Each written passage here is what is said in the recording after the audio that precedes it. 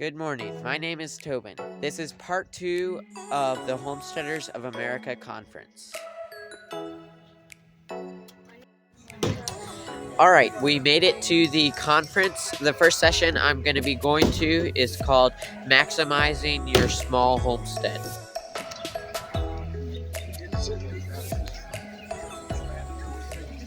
On massive slopes, and so it's really not ideal, one, for raising pasture animals, and then two, for growing. And so even though we live on a little over 4 acres, less than an acre is designated for food and flour production. So we do raise pigs, sheep, we have dairy goats, chickens, and guardian dogs, and we raise all of our own family's protein. We don't actually sell any livestock. We don't have the space to be able to do that. We aren't able to really rotationally graze like we would like to, but we are growing cut flowers and vegetables, and that is what we sell. Something, but you can see here, look how many cucumbers. I don't know, I've grown cucumbers for a lot of years, and any other way I've grown them, they don't produce that way.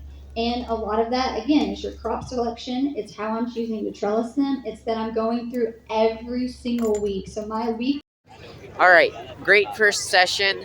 Definitely check out Whispering Willow Farm. Super inspirational and educational. All right, now I'm going to head over to Justin Rhodes' session. It's called Homestead Hurts, How to Thrive When Things Go Wrong.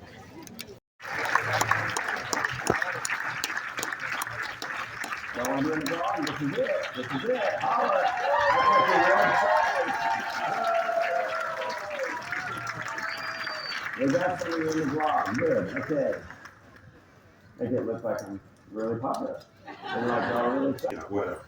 And then I figured I needed to text people inside of the Mother's Plus. We have a text feature for premium members who text me their daily urgent needs. And I could text them, but I had to just point with my fingers.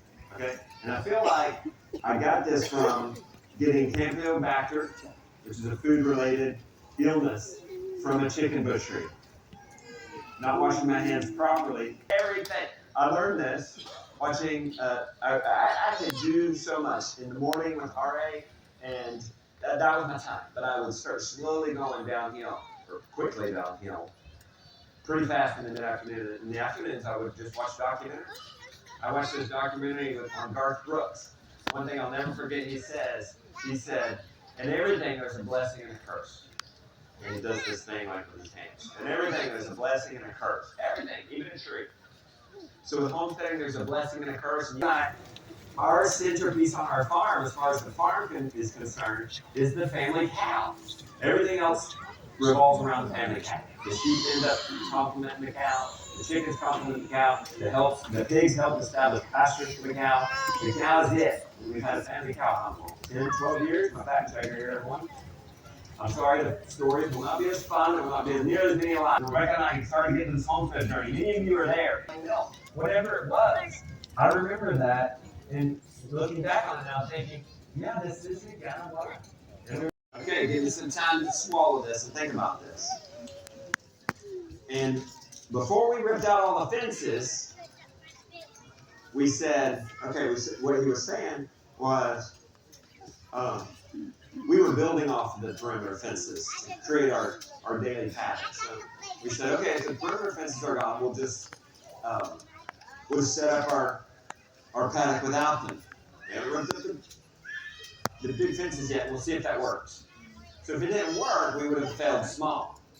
But it did work, and we ended up pulling out those perimeter fences. Now, I don't advise you to do that if you do have close neighbors or you are on a very busy road.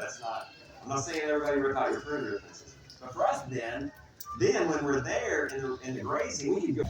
All right, we just had a good session with Justin Rhodes.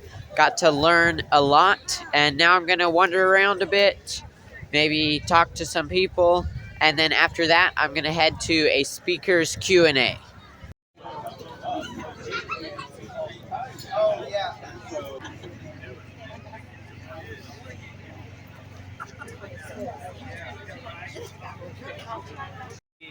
Is a huge colony of bees, and then I might reduce the entrance if I think that might be how the All right, I had a question about our products. We're selling eggs and meat, chicken meat, and they're flying off the shelf. Like the eggs, just while I was sitting listening to a couple talks today, I had multiple people contact me about buying eggs. Right now, the chickens are going through their molt, so we don't have the product. And with our chicken, we raised 22 chickens, um, and they sold all of them. Well, we saved like 3 for ourselves, and they all sold in like 48 hours. Um, and we had planned to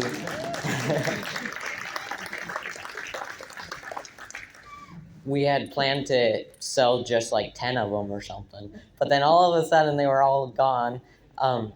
So my question was, should I raise the prices on my items? Which I don't want to raise prices on the eggs because we already did that. I'd be fine with raising the prices on the chicken a little bit for next year, but should I try to expand the operation or focus on expanding it or raising the prices? I think you need a walk-in freezer.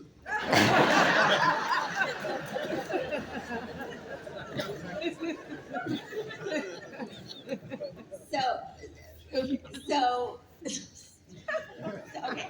So I think that depending on your land and how much space you have on that, you should definitely practice a very hard cull system to maximize what you have, right? So you're doing a business, so none of these are pets for you, right? So if you have 20 birds right now, at peak laying production, you should be culling while bringing in a new flock that existing birds are your continual. If you have the room to add probably another 20 birds, because adding another 10 birds isn't going to do anything for you.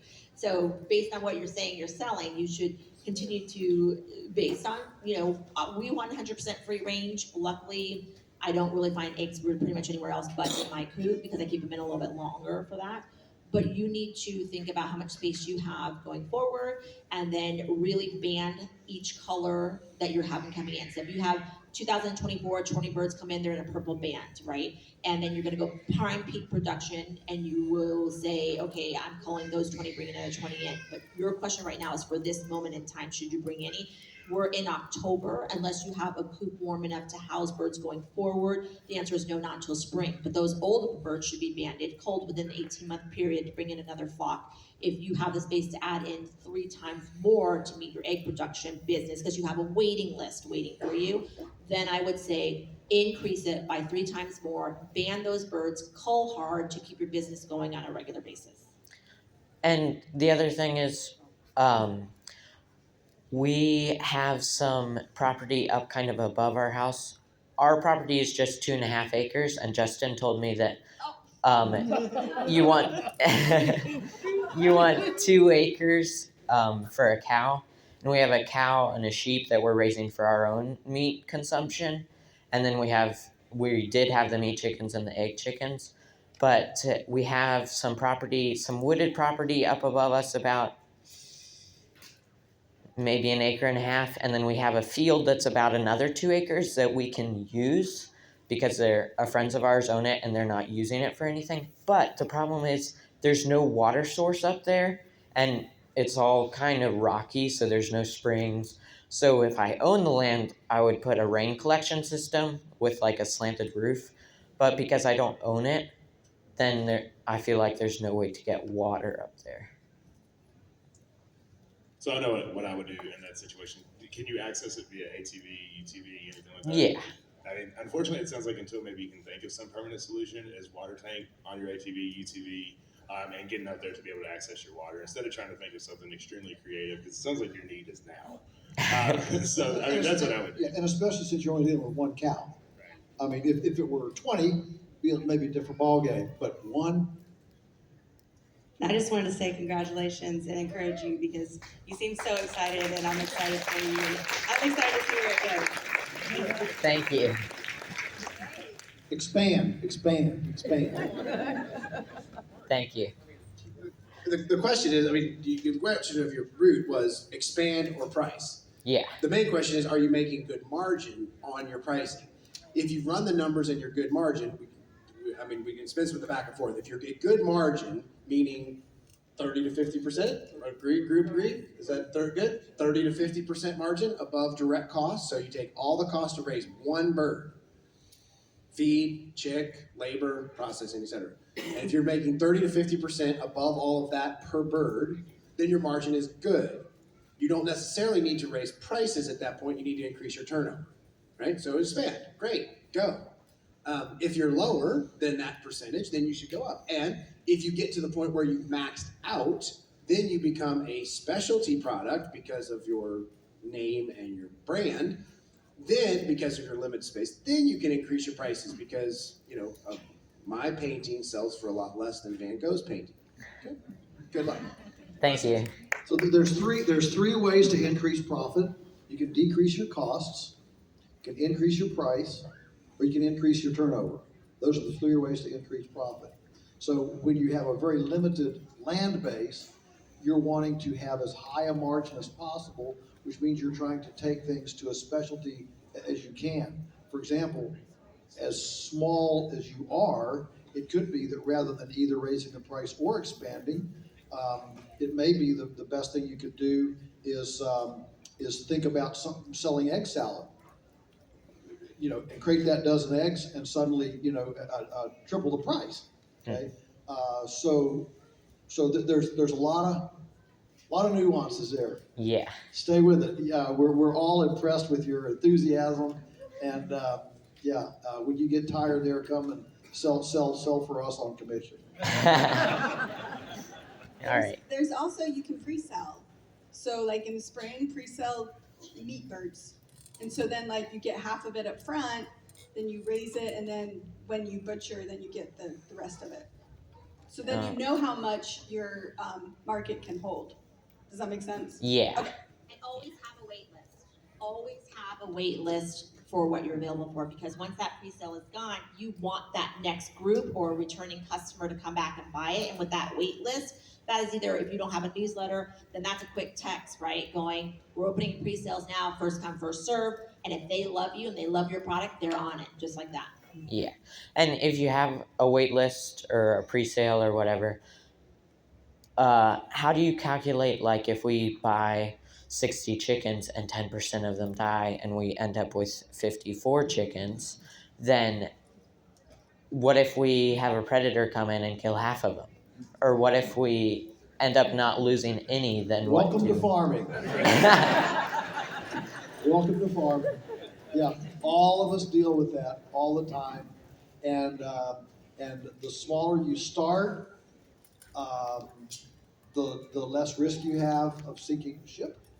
And so starting with a little kayak instead of an aircraft carrier, like a Tyson grower has to start with an aircraft carrier, you can start in a kayak, and you can find out what floats and what goes. Yeah. And just make sure your customers are aware too. And your deposit is not your paycheck yet. Hold on to that deposit. Wait until it's done before you start spending the money. Yeah. Yeah.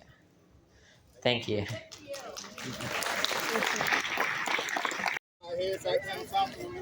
All right, we had a super good Q&A session with all the speakers. Super good questions and good answers as well. Now I'm heading over to Tent B. Pork Rind is speaking there, and I'm going to go listen to him. So I can sell my experience raising pigs and make money doing that. I make thousands of dollars sitting here answering people's questions when it comes to how to raise pigs. I can make more money doing this than I can raising several pigs at a time.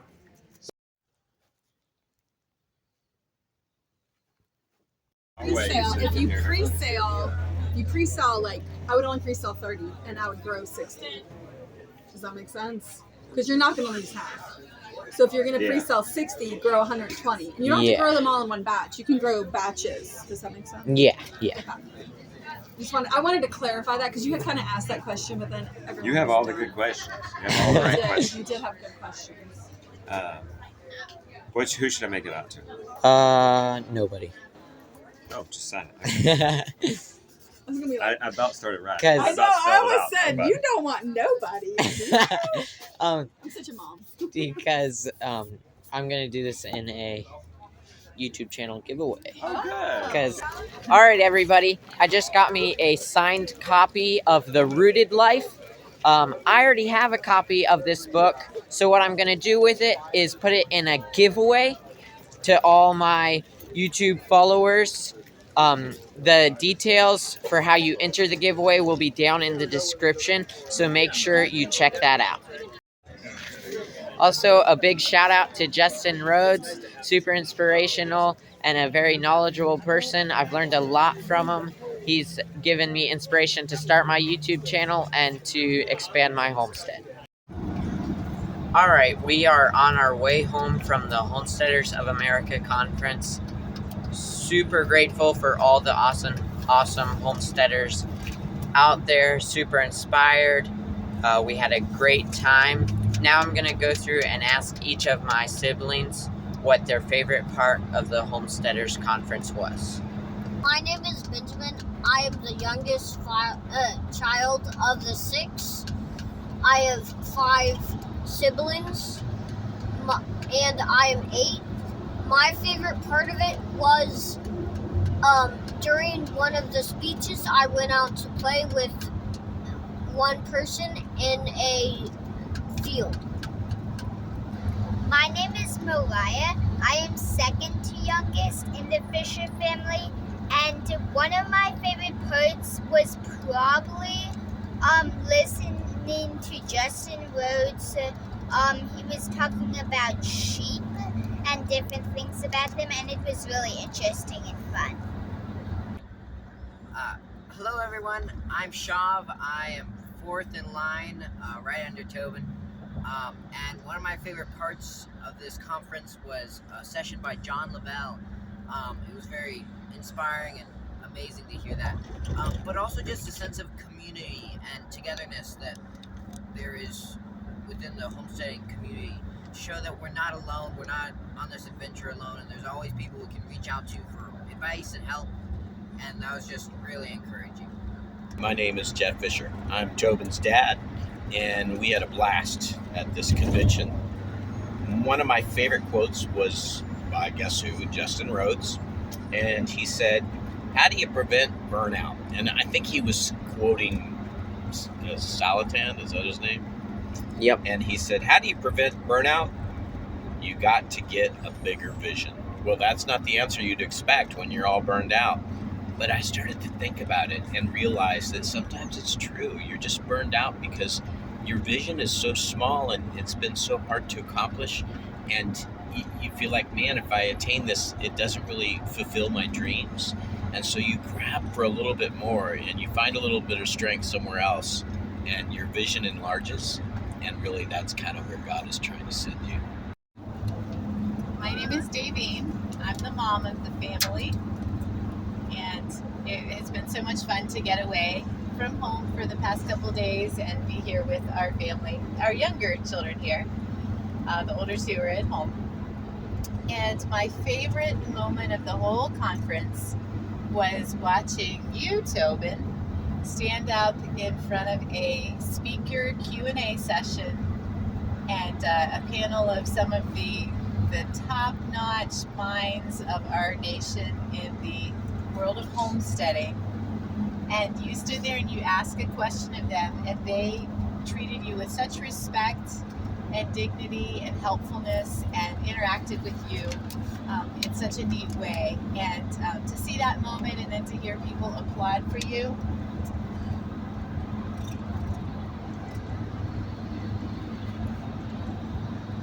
was a really great moment. And I'm just proud of you, Tobin, and of how God is helping your dreams to come true. You're working so hard, and it's just been great to see that, to see your competence and your confidence increasing so much as you grow in this area. So that was my favorite part. All right, everybody. I hope you enjoyed watching this set of 2 videos of the Homesteaders of America conference. I know we enjoyed it so much, and I hope you have a good day.